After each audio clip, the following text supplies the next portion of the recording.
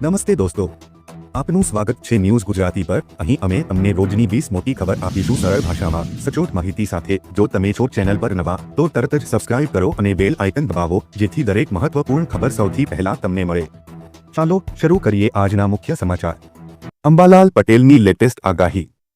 અંબાલાલ પટેલે આગાહી કરી છે કે 25 થી 28 નવેમ્બર દરમિયાન બંગાળના ઉપસાગરમાં ચક્રવાત સર્જાશે, જેના કારણે રાજ્યમાં ઠંડીમાં આંશિક ઘટાડો થશે।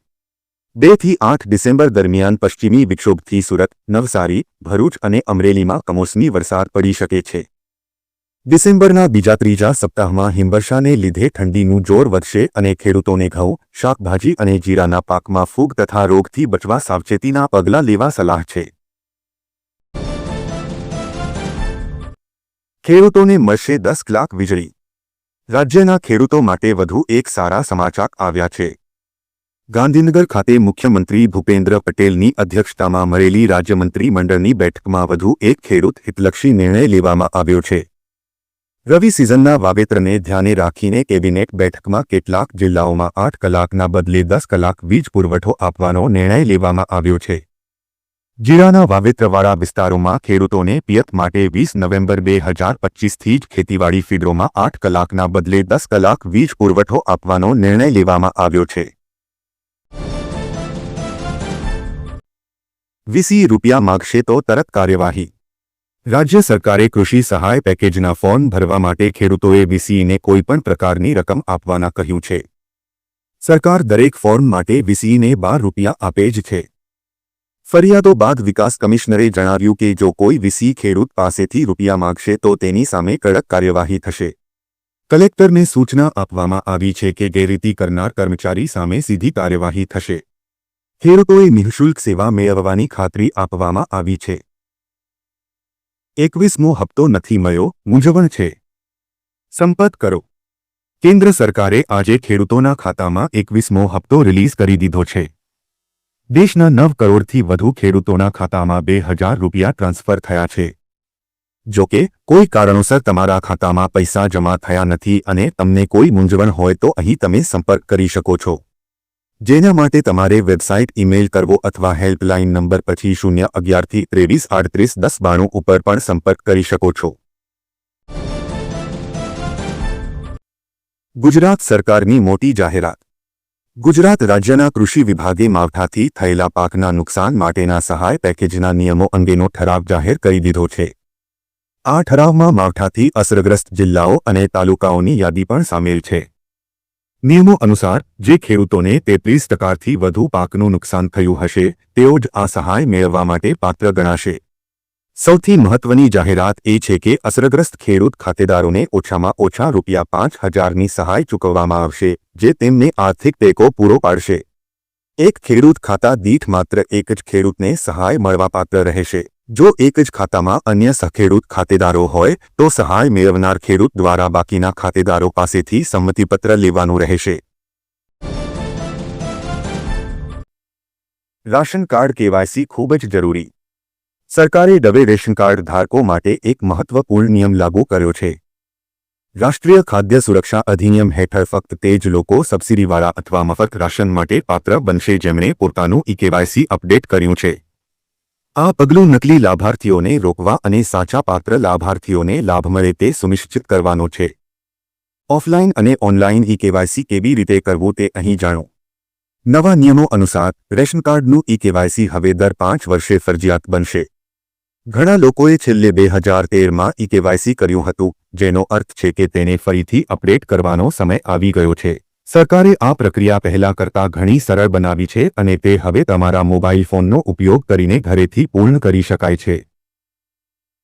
આધાર સાથે લિંક મોબાઈલ નંબર બંધ હોય તો નવો નંબર કેવી રીતે બદલશો? હાલ મોબાઈલ નંબર અને આધાર કાર્ડ નંબર જીવનનો મુખ્ય ભાગ બની ગયા છે।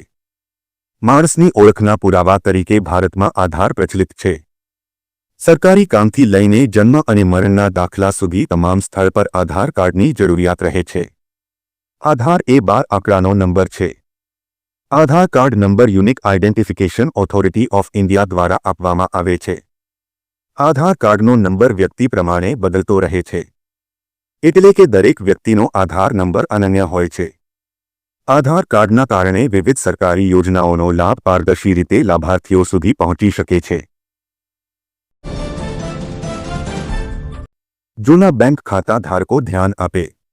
બેંક માટે આરબીઆઈએ નવા નિયમ લાગુ કર્યા છે, જે મુજબ છેલ્લા 2 વર્ષથી જે ખાતામાં ટ્રાન્ઝેક્શન નથી થયું, ખાતામાં કોઈ લેવડદેવડ નથી થઈ, બેંક ખાતામાં ઝીરો બેલેન્સ છે, એવા દરેક ખાતા 2025માં બંધ કરી દેવામાં આવશે।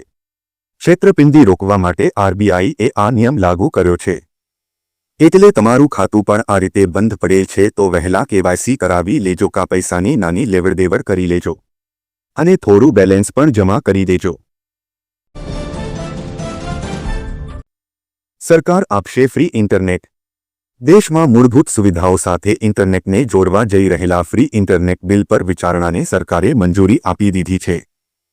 આ બિલમાં દેશના પછાત અને ગરીબ વર્ગના લોકોને મફત ઇન્ટરનેટ આપવાની યોજના બનાવવામાં આવી છે।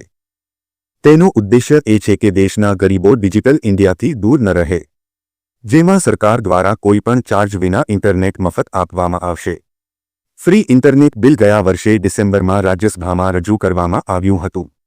રાષ્ટ્રપતિએ ગૃહને આ બિલ પર વિચાર કરવાની ભલામણ કરી છે। આ બિલનું નામ રાઇટ ટુ ફ્રી ઇન્ટરનેટ છે।